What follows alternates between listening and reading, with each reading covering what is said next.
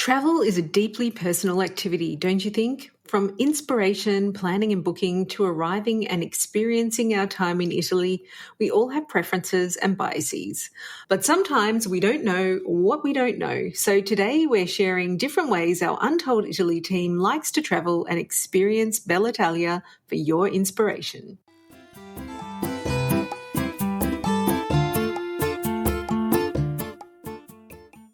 Dreaming of arriving in Italy, strolling into a gelateria and ordering your gelato with confidence? If you've been learning Italian with language apps but still can't string a sentence together, it might be time to try another approach. My friend Michelle from Intrepid Italian offers a practical way to learn travel-ready Italian.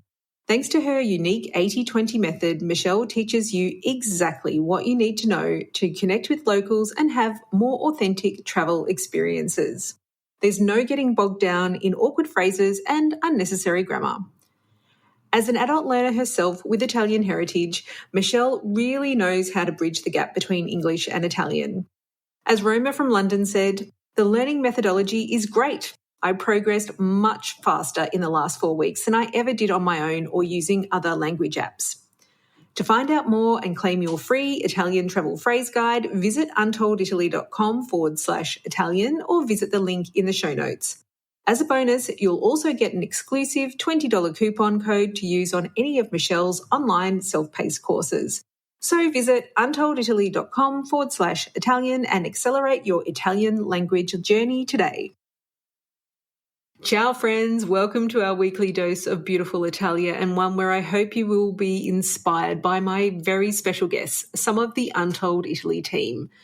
Many of you know my voice very well, but Untold Italy is actually a team effort. So today I've brought along some of our tour hosts and trip consultants to share their insights into travelling in Italy in the 2020s, because in fact it's changed quite a lot over the years. Among us, we've got decades of experience travelling Italy in various different styles. Some of us like deep cultural exploration and diving into the food traditions of a region. Others love being out in nature and relaxing by the sea or hiking. We're all at different life stages and have different priorities, but we share the same passion for Italy. All of our Untold Italy team travel for pleasure as well as work with guests and clients travelling around Italy. And so I thought it would be fun to share some different perspectives and ways that we can think about travel in this modern age. So without further ado, andiamo. Let's jump in. Benvenute, team. Welcome back to the Untold Italy podcast. Ciao, Katie. Ciao, everyone. Ciao. Ciao, everyone. Well, it's great to have you all here beaming into me from all the corners of Italy for this very special podcast episode where we're going to have a chat about the different ways that we travel and the ways that we can enjoy our time in Italy depending on our travel style and preferences. But before we kick things off, I'm sure our listeners would love to hear about you, how you like to travel and your roles at Untold Italy, because some of you have a few. Well, most of you do, actually. Okay, Liv, off you go. Can you kick things off? Sounds great. Hi, everyone. So I'm Olivia. I'm an Australian who's been living in Rome for the last 3 years, but in Italy for the last 6 years. And I do have a few roles for Untold Italy. So I'm our Chief Experience Officer, and I get to design all of our tours to really capture the beauty, authenticity, and connection that we love about Italy. In addition to that, I have been a tour host. I haven't hosted this year just because I had a baby at the start of the year. However, I am still helping all of our travellers also with their trip consults. So if you book in for a trip consult, you might get to chat to me and plan an amazing trip to Italy or someone else in our team. I've done a lot of travel in Italy. So obviously over the last 6 years, I have been here, there and everywhere. But even before moving, I travelled Italy quite extensively too. I've done it a lot of different ways. My very first time in Italy was as a young 20-year-old with a Contiki tour. So that was my first experience. Very, very different to how I like to travel today. That was kind of quick, fast and furious. And today I like a slower approach, a little more premium experience as well. And the thing that I love about traveling in Italy is really getting to know the locals, which I've been able to do having an Italian husband and, living here and having kind of experiences that is just really not possible if you don't know the locals or have someone like Untold Italy to guide you. Amazing, Liv. Okay, Cassie, how about you?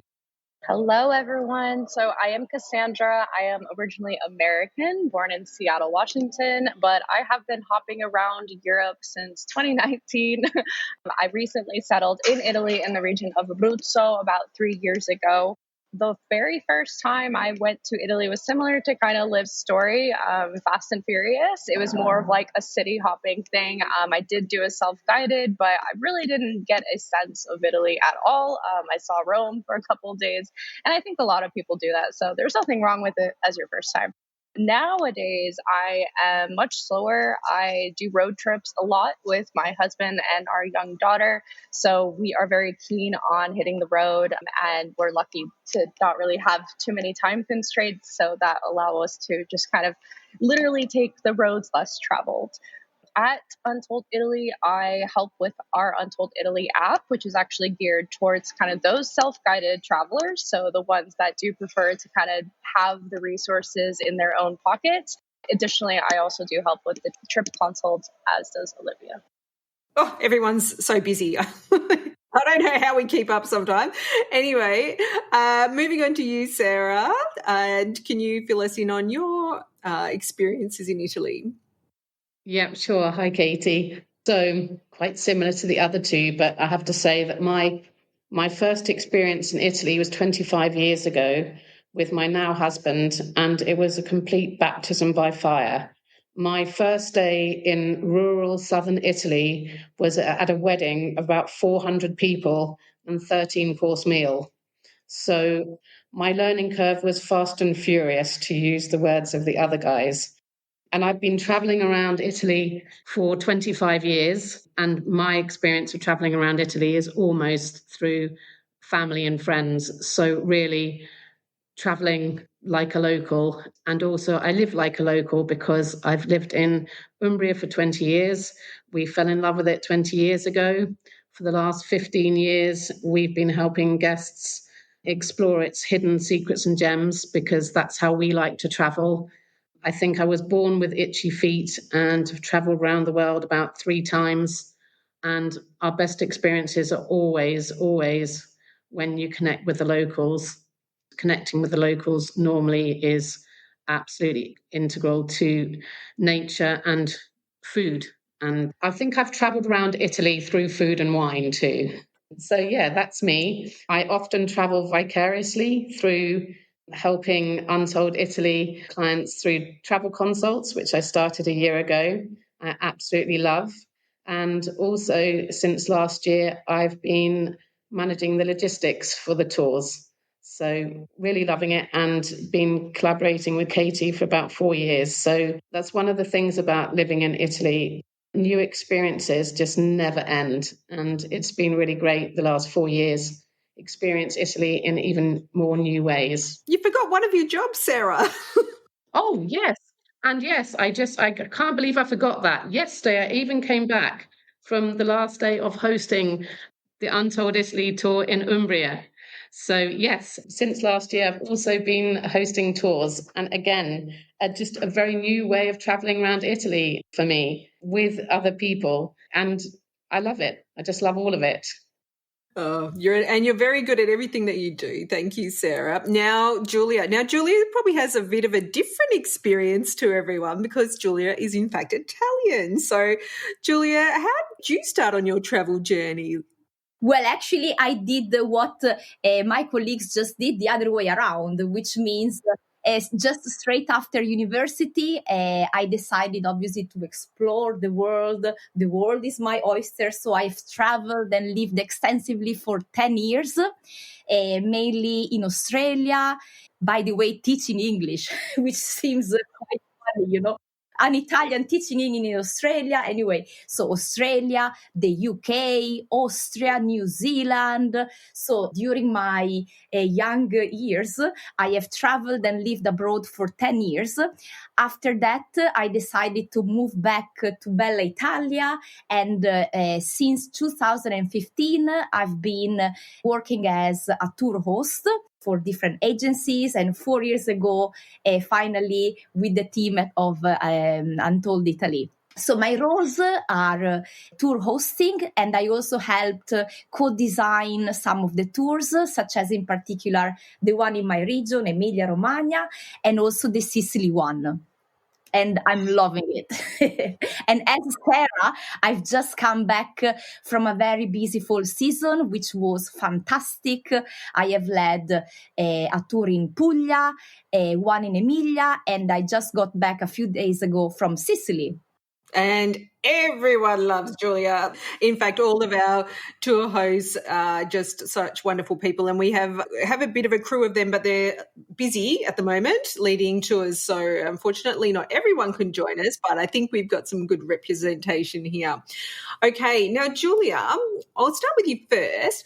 What do you think the pros and cons are of traveling independently versus on a tour? Because I know you've recently been on a tour in South America, so you had the chance to be on the other side of things and be a tour guest on that tour.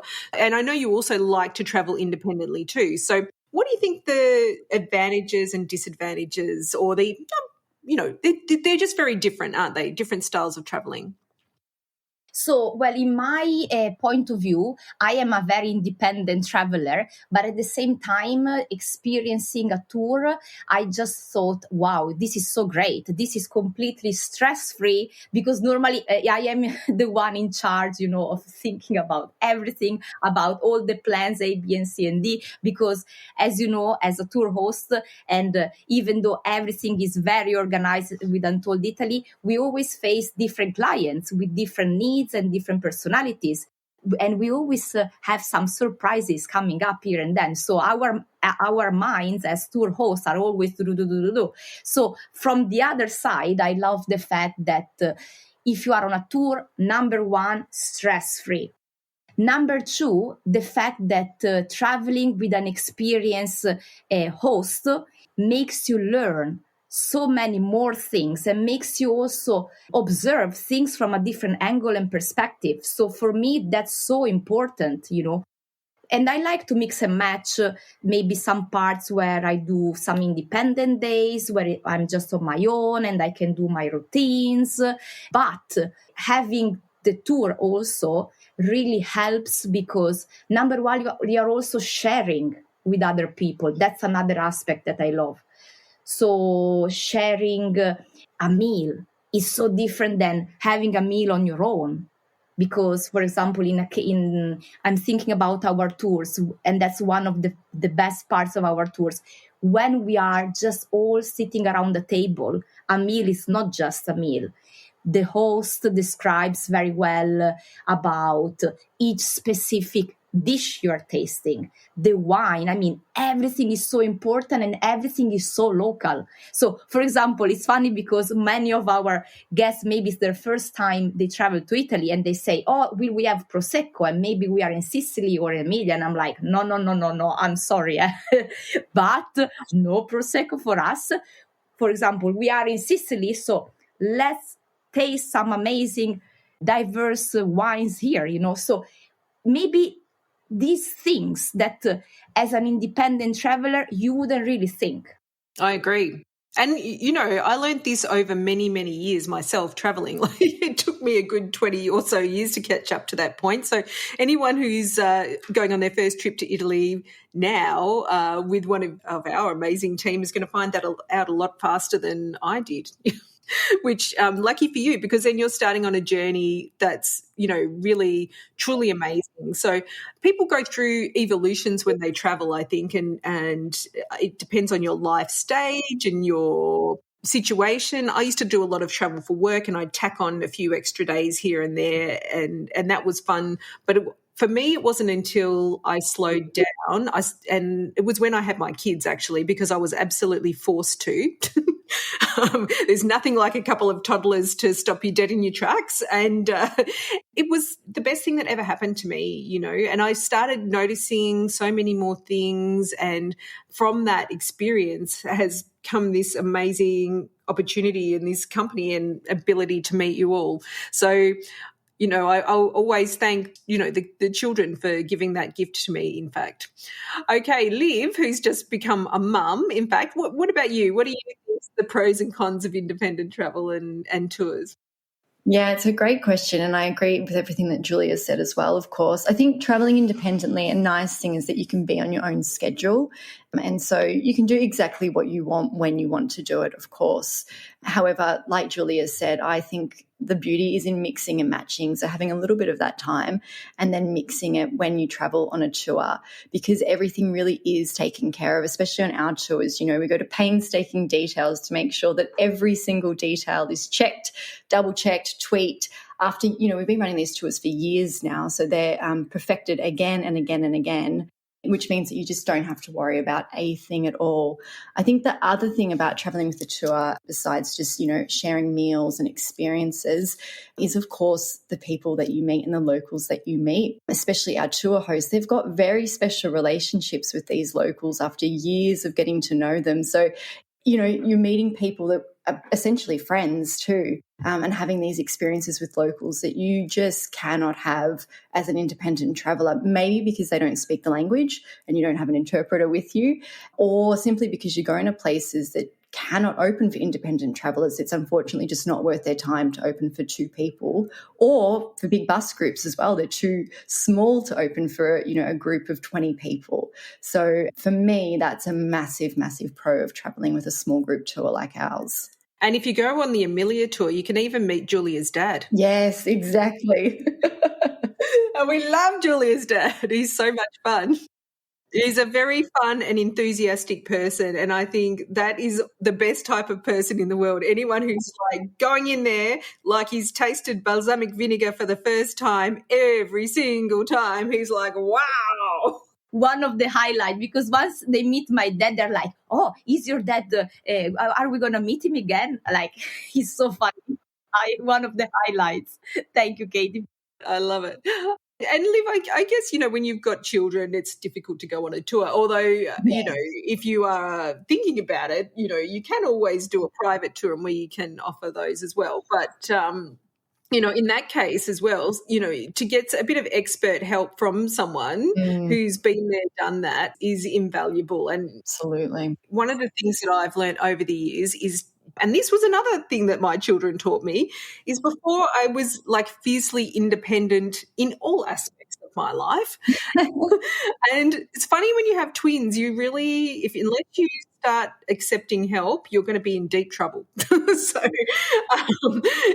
I got in the habit of asking for help, and now I really do understand about getting help. Okay, so Cassie, you maybe haven't done so many tours, so maybe you can talk more about independent travel. Yeah, I was going to say I'm pretty green to the group tours, so I might have to join one in the near future. But I do have a good example. So my aunt lives in Chiang Mai in Thailand, and around the same time, a friend I know, she kind of did a group tour in Chiang Mai in Thailand, and she hated it because she thought everything was super touristy. And I was like, oh, it's like the complete opposite for me, but not everyone gets to have an aunt that lives in Chiang Mai. So that's just an example of like, if you don't have an in with a local or a family member there, it's very difficult to have that authentic experience. And, we can't all have that. So from that point of view, like I can see how a group tour is such an easy entry point for those people. Yeah, so that's just an example. I think that a lot of people will choose a group tour just because of that fact. Like, how else are you supposed to get in there? For independent travelers, there's a lot of great things. I mean, I love independent travel. Like Liv said, I think the primary benefit to that is that you have your own schedule. You can be wherever you want to be when you want to be. I find that a lot of independent travelers typically have something that they want to specifically see, and it might not be something that a group tour will always include. So if it's like a very specific stop somewhere in the middle of nowhere in Puglia that they heard about or like saw on Instagram and it's like a must see, they have to go there, how would they know that a group tour would take them there? So the easier solution for them is just like, let me plan my own trip and I can include these types of places, along my own itinerary because it's my itinerary and I can do whatever I want. So typically when I speak to the people that we do the trip consultations for, that's kind of their biggest desire, the biggest outcome that they want from this is to make sure that their primary interests are what's most important in the trip. I think that's great. I think, you can get something out of everything. And what I'm hoping people get out of this conversation is to have an open mind about how you can travel, because there's so many different ways and there's not just one way to do things. And we love, love, love helping people really bring their dreams to life, whichever way we can help them through the podcast, through helping them with consultations, through our resources, our app. And that's really the beauty of what we do, is that we have so many ways of helping people. Okay, now, Sarah, I'd love your perspective as well. And maybe you can tell people about recently in Umbria, we had a lot of people that were very interested in St. Francis. And so what did you do on the tour to help them? And that's kind of an example of how, maybe the tours can be a little bit flexible. Well, I'm glad you asked me something specific, because the thing when you've got a group of people and you ask a question to the group, whoever goes last, everybody else has said what they're going to say. But I do have a few other little tiny perspectives as well. But yes, I think that is so pertinent what you asked about St. Francis, and especially next year. It's the 800-year anniversary of his death. So Francis, who's always been big, is going to be even bigger. And I don't know how much detail. We could do a whole podcast on this on its own. We will do a whole podcast on it, Sarah. Yeah, that's why I don't want to do too many spoiler alerts, Katie. I guess it was more the point that when recently we had some people that were very interested. Indeed. So we knew before we started the tour, and also even when you're on the tour, I think one of the things about being a good host is reading and understanding people, and even on your travel consults, is understanding individuals' needs, because it's not about how I want to travel, it's about how they want to travel. And I think that is the key to any good tour host or travel consult, is really thinking about what they want and what's right for them. And I think that's what Untold does really well, because you've got such a good team of people around you, Katie, that are able to do that. And I'd say that is a huge thing, because it's easy to just roll off the tongue what you think. But the thing about St. Francis is he was this very, very, very humble man. And so everybody flocks to Umbria and Assisi to see the big basilicas. And quite frankly, the guy is going to be turning in his grave, because it goes completely against everything that he stood for. So knowing that this particular group really were very, very interested in St. Francis, and not on a superficial level, because most people come to Italy and they've heard of St. Francis and they say, isn't he the guy that liked animals? And it's like, oh my goodness me, there's so much more to St. Francis. I mean, in ways that you just wouldn't know to know. And so being a local and also being very interested in this myself, I was able to take them to lots of the words Untold Italy, this for me is the epitome of it. It's the untold St. Francis. They had no idea what they didn't know. And so we were able to take them without affecting any of the original itinerary.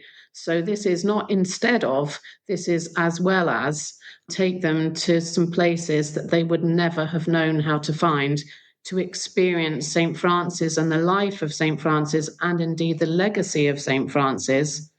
And we are able to do that with our small group tours. And the amount of time I heard this last week, because literally, as I said, got back last night, how would we ever have done this on another tour? How would we have ever have done this if we weren't in a small group? And small group, that's another word. How do you define a small group? Because lots of times people say it's a small group, but you're still with 20 plus people. But here at Untold, we really are very, very small all the time. So yeah, it enables us to flex. We talk about when you travel independently, being able to flex, etc. And of course, you can't do it to that extent on a tour, but we're small enough. And within our role, everybody's so passionate about everywhere where we take guests, and we take you like locals. So we're able to get you to those little experiences. I've got another example actually from our very first tour in Puglia, and one of our guests, Sukanya, she wanted to hug a monumental olive tree. And the beautiful driver, he said, I know exactly where to find one. It's on my farm. And off they went down to his farm. And this is a dream of mine come true that we were able to do this. Like, it really does make me smile from ear to ear. And we've got a wonderful photo of Sukanya hugging that tree. It's one of my favourite photos, actually, because you could really see that it was something that she really cherished. So that's a beautiful part from the tours. Okay, now on to our trip consultations and our trip planning services. Liv, what are some of the best ways that travellers can use our services? Yes. So for the trip consults, I think what everyone would agree on is logistics, especially, is very, very helpful, because it's one thing to look at the map of Italy and say, okay, there's Rome, there's Venice, there's Florence, but how are you going to get between A, B, and C and all the little places? So logistics is probably what we get asked about the most. So whether that's train, bus, driver, rent a car, etc. And then obviously we also can help provide tailored recommendations for activities, restaurants, hotels, and also, you know, when it comes to activities, not just things that you've seen on Instagram, because you might have seen heaps of different things on Instagram, going to this art gallery, going to this beach. But if your interests are not in art or in history, then why would you want to go and do just things that you've seen other people doing on Instagram? So we're able to really understand what it is you want to get out of your trip and then provide you with a tailored recommendation. The other thing I would just say, being a new parent myself, I have had people email me with specific tips as a mum with a baby traveling in Italy. And that is another really good way that you can get advice from us, because also we live here, so we know the right things to suggest to you about traveling with little kids too. Yeah, and even traveling with older generations. I know We've had a lot of experience on myself personally traveling with a whole gamut of generations in Italy, and it's great, it's fun, and I highly recommend it. But there are some challenges. If someone's got mobility issues, we can definitely help out with that type of information. Cassie, did you have anything to add? What do you think people get the most out of? Yeah, I want to bring this up because it has come up like 3 times in some recent consultations, and people are like sanity checking AI created itineraries. So they will actually include them in like notes before our consultation calls, and they'll tell us like, this is from AI and AI told me this. And then I'll bring up some, brand new information. They're like, well, AI didn't tell me that.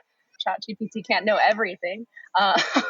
But yeah, and another thing is that I want to harp just on that theme of like, people don't know what they don't know. I had another client go to Cinque Terre, or they wanted to include Cinque Terre in their itinerary, and they were really set on staying in Cornelia. And I asked, okay, well, that's great. Do you want to go to the beach? And I was like, because that's literally the only one that doesn't have water access. And they just didn't know that, because they assume that all of the towns have water access. So yeah, it's just things like, if you've never been there or you just don't know, you don't have the knowledge that we do just because we're immersed in it all the time, then it's easy to overlook details that you didn't think to ask. Yes, I think with anything to do with AI, it's asking the questions. And if you don't know what to ask, then you're not going to get the right answers that you need. So it's not even the fact that you can build an itinerary, but you don't know that supplementary questions to ask. And that's where we can prompt you to think, oh, okay, yes, Cornelia is on top of the hill and there's 330 plus steps to get up to that town. And yes, there is a shuttle bus, but you might be waiting a while in the heat. So there's all of these things to take into consideration when you're planning the trips. And I'm so proud of everyone because they really do pay close attention to all of these little quirks of Italy. Another one of my favourite ones is in Lake Como. There's 2 train stations, and one involves a big trek down to the lake if you've got luggage, and the other one is right on the lake. So, if you don't know, if you say, how do I get from Milan to Lake Como, it's going to tell you whatever it thinks, but you need to have those qualifying questions included. Thank you, Cassie. Sarah, how about you? What do you think how do you think they can get the best out of their trip consultation? Well, I'm going to go with what Olivia and Cassie said. And for me, it's logistics all the way. I mean, apart from the fact that logistics is my thing, but it's literally how to connect the dots in a coherent way. So it's not just about how to get from A to B. It's like, in what order should the letters be? In what order should A, B, C, D look like? Because often people will have a great long shopping list of places that they want to go, but they don't have enough time to do that. So it's helping them understand from their own perspective which ones they need to prioritize, but also the best way of how to go from each place. Because sometimes it might seem logical. And this is another thing about, like Cassie said, we're immersed in Italy. We live in Italy. We use the trains, the buses, the roads. We know exactly the best ways to get from A to B. And also sometimes give them little added extras, like along the way. Do you know, if you do it this way, you can also do this, that, or the other. And you said that you really like this, and they maybe say that they want to go to some place. And it's like, well, actually, you're going to get more out of somewhere else if that's what you like. So it again, what I've just said is kind of everything that everybody else has said. It's like human intelligence rather than artificial intelligence, or human experience, I should say, rather than artificial intelligence. And so that's what I really, really like, changing people's perspective on Italy even before they've got here. And you do such a great job of it. The other thing when you were talking, I was thinking, oh goodness, and I feel like a broken record saying this, but it's hard to overemphasize just how bad some of the online infrastructure is in Italy in terms of information.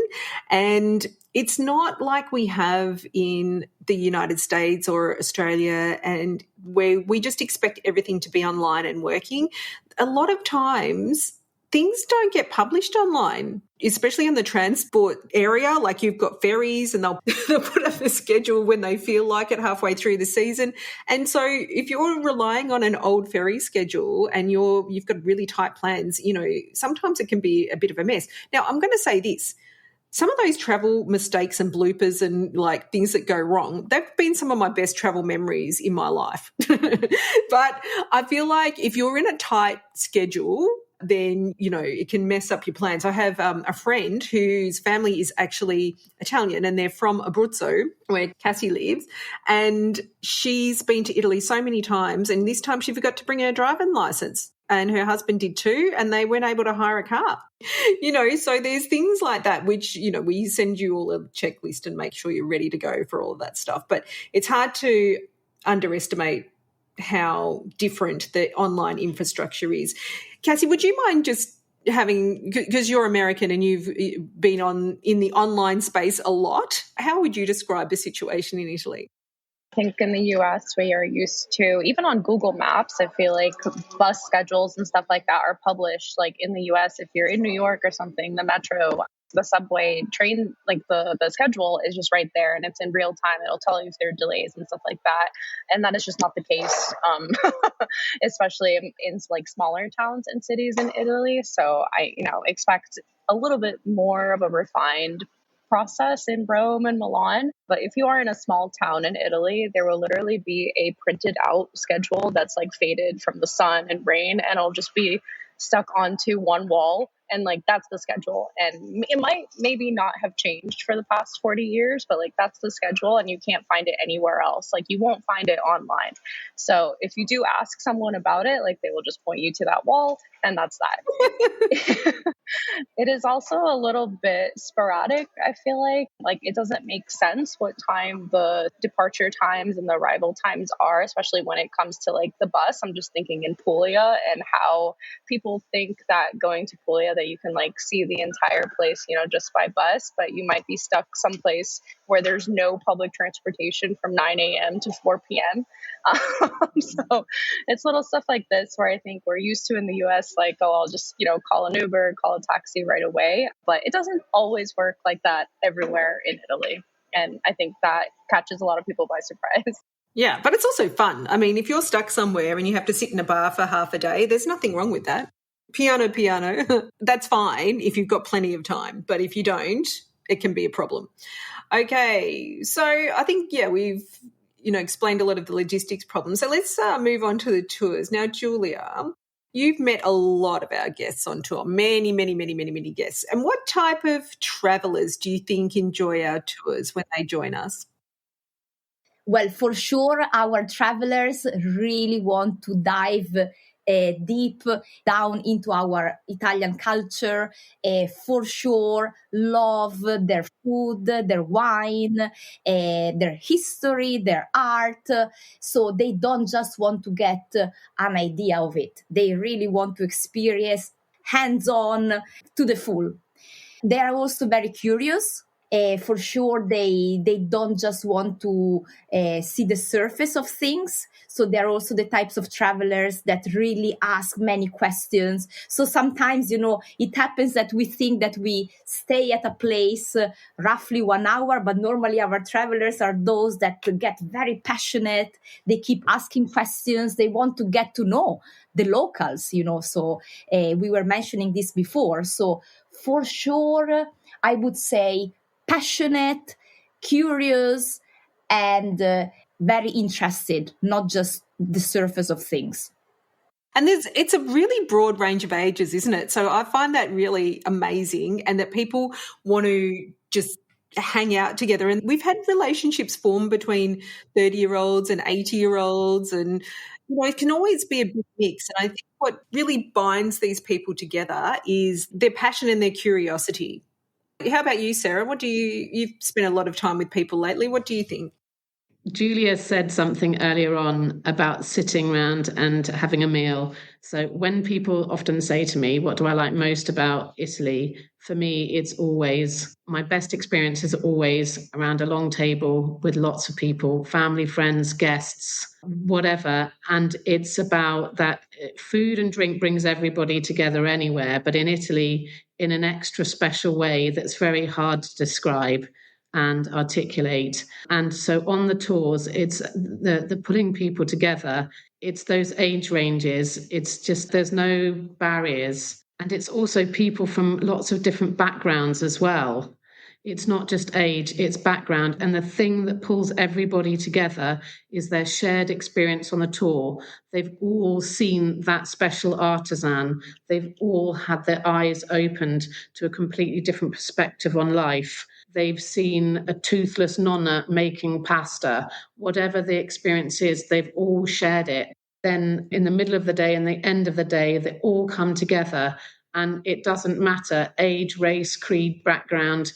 Everybody's seen and experienced the same thing, and it's been something very special, and that connects them and gives them not just that experience then, but they literally take that away with them, and it forms part of, it sounds really, Rosa would tell me right now, oh my God, Mum, you're sounding so cheesy, but it does help shape and form them.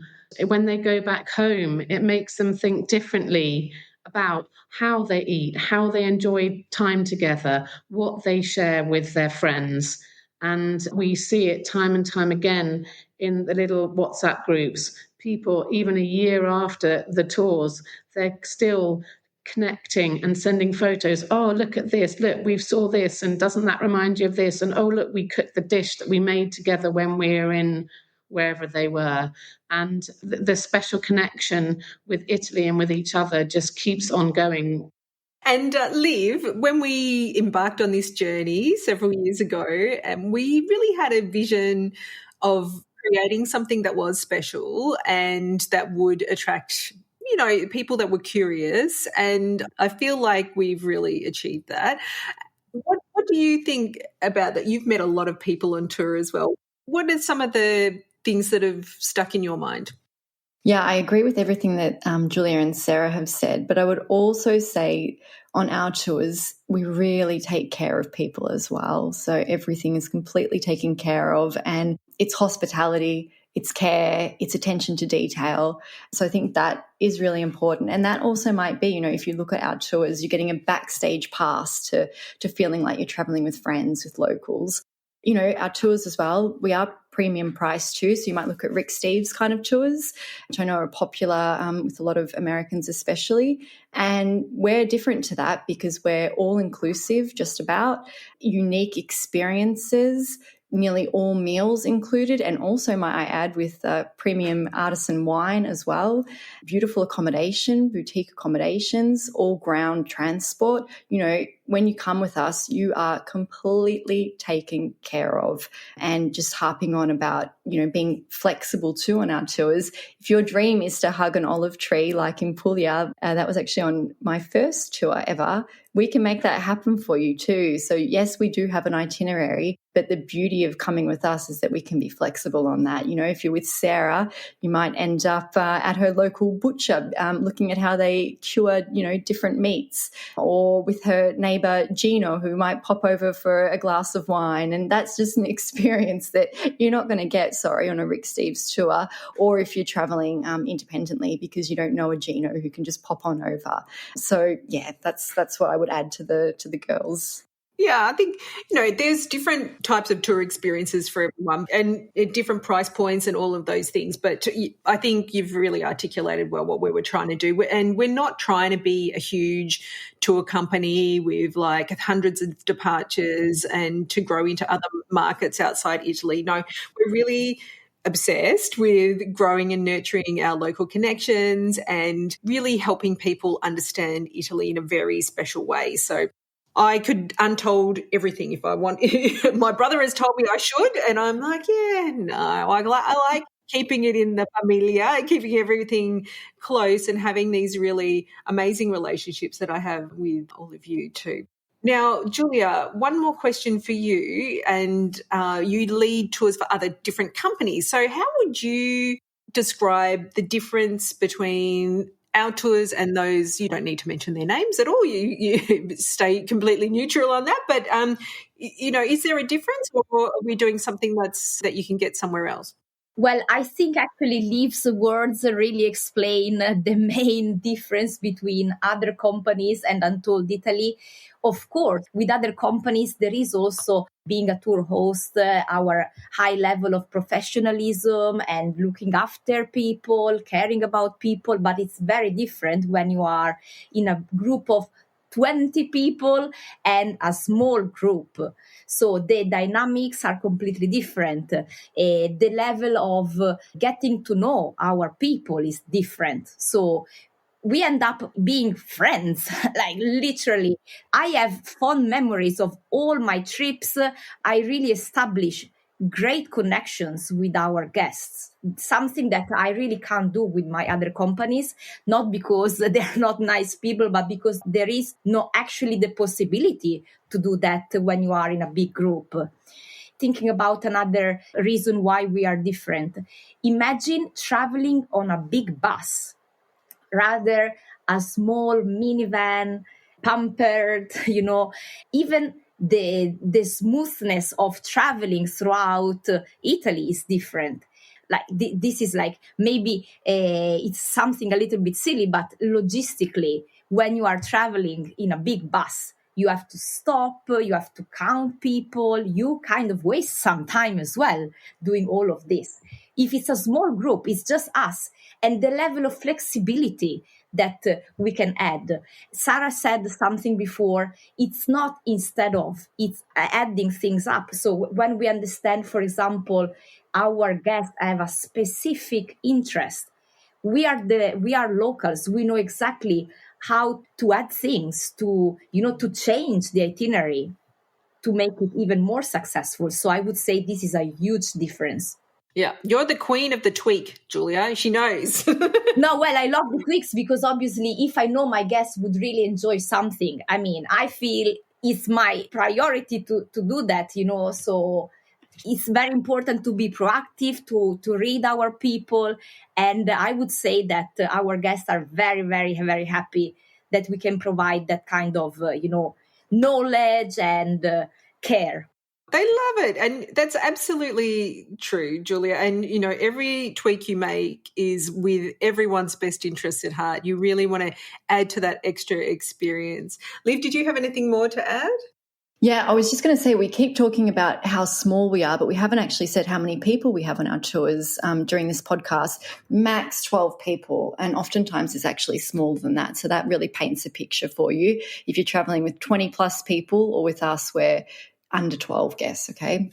It's a lovely size group. It's so much fun getting to know people, actually. I mean, I do. I just love getting to know people from all around the world, and it's just a big eye-opener. And what I always learn is that people are the same everywhere. Everyone is, wanting to just live a good life with their family and friends and share stories, and that's lovely. It's makes my spirits soar. And, Italy is such a great place to do that. And I think you've mentioned, just because we sit around the table and we do talk a lot, it's one of those experiences where you may not get that in some other places, but you do obviously get it in lots of different places in the world. But Italy's got that special, I don't know what it is. In the French, they say je ne sais quoi. On that note, Giulia, I would love you to share with the rest of our audience all around the world what your personal vision is for how people can experience Italy. What if they only have one chance, or if they were only to have one experience of Italy? How would you like them to feel when they leave?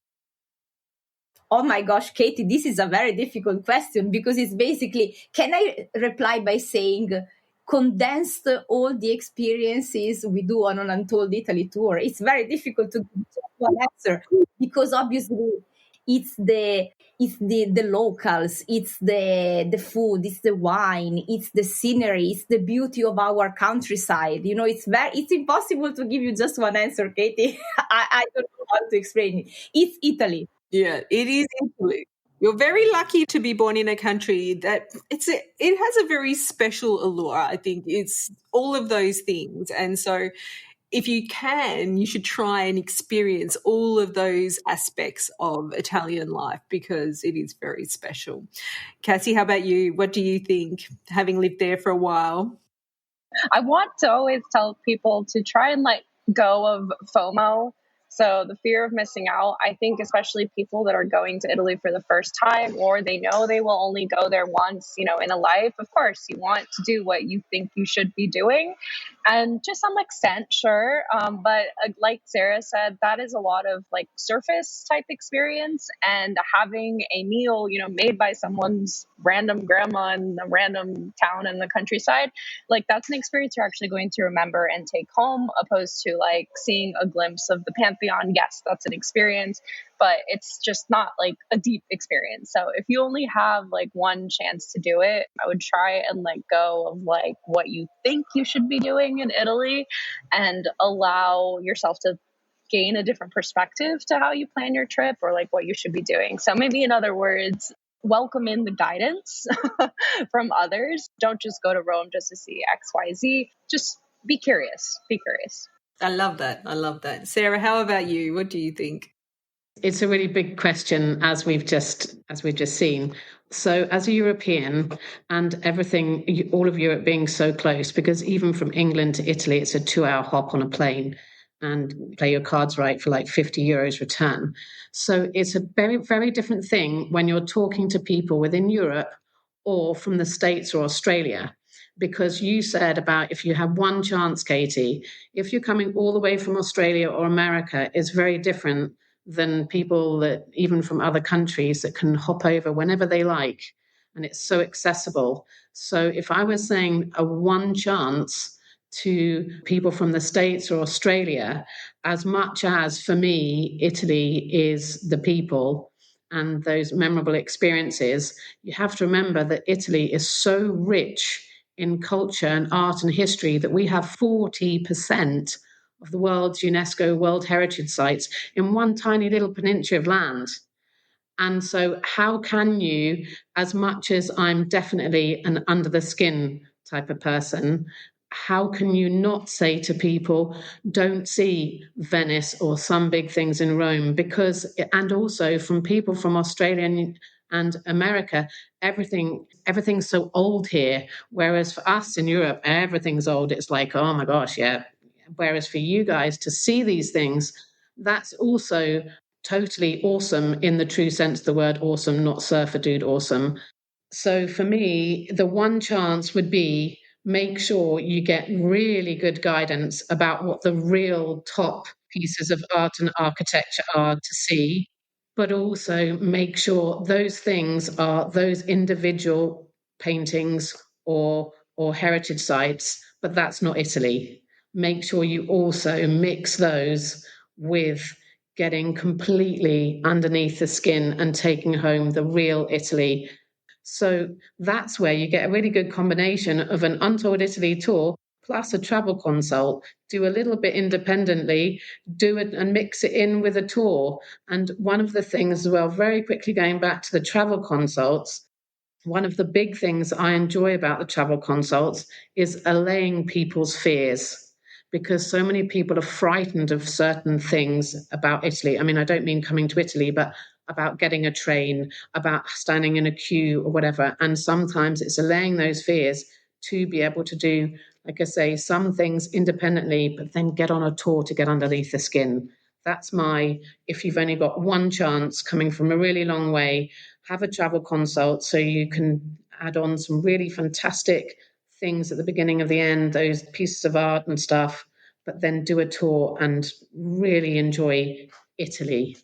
And Olivia, what do you think? So, we're coming full circle now. How would you love people to experience Italy?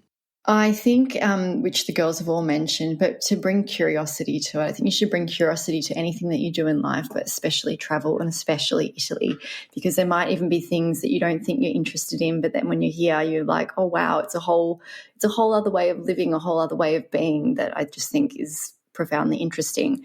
Italy, as the other ladies have mentioned as well, it's such a small space, but everywhere is so different too. So I think if you can mix and match city with countryside, with coastal, with inland, that gives you a really complete view, as complete as you can have in just one trip, of course, of what Italy is, because it's so many different things. We talk about authentic all the time, and it's, what is authentic is the question we keep asking, because it can be in Milan in a busy, bustling bar, but it can also be in the countryside having a beautiful passeggiata stroll through the woods or hunting for truffles. There's so many different ways that you can find what your authentic Italy is. So I think, being able to mix and match different experiences is a great way. And then just finally, I would say that I think food is a great way to travel Italy, and it's a way to connect you with locals. Everywhere you go in Italy, every region has a different cuisine. So that's another important way to get to know this beautiful country. I couldn't have said it better myself. And I think what I really learned from this conversation is that, I know this is something that I believe very strongly, but I think everyone here believes it too. There is no right or wrong way to travel. There's infinite possibilities, and especially in Italy. And it really does depend on what you want from your experience, whether that's going to be some wow sightseeing moments or a deeper connection, or really a mixture of both. And it's there for the taking. And it's also such a privilege to work with such caring and talented people who share that same vision of visiting Italy with the world. And so thank you to you all for such a great discussion. And I can't wait to see you all in Italy very soon. Grazie mille. Thank you, team. Grazie. Grazie. Ciao. Grazie. Ciao, ciao. Ciao. Well, listeners, I hope you enjoyed hearing from the Untold Italy team today. I would entrust any and all of them with my Italian travel experiences, and I do that regularly. Like I said, your travel mood and style moves and changes with moments in your life, and I'm endlessly grateful for my twin kiddos who not only shape the way that I travel, but the way I live my life. I'm much more open to receiving and asking for help and building this podcast and a business that supports my passion for travel and Italy, thanks to those two. At Untold Italy, we are so thrilled to help you plan your travels in any way that we can through this podcast and our app if you like to plan things on your own, or via our trip planning services if you need some hands-on local support. Or if you simply want to relax into Italy, come join one of our small group tours. It would be an absolute pleasure to host you. I've put all of the details of how you can get help with your Italian trips from Untold Italy into the show notes on your podcast app and on our website at untolditaly.com/297 for episode number 297. Before I go, we absolutely love hearing your feedback and reviews. It's what keeps Untold Italy growing, and it helps more Italy-loving travellers just like you find us. If you enjoyed this episode, please think about leaving us a rating or review in your favourite podcast app. Next week, we're exploring more of our wonderful Untold Italy, and I can't wait to share it with you. But until then, it's ciao for now. The Untold Italy podcast is an independent production.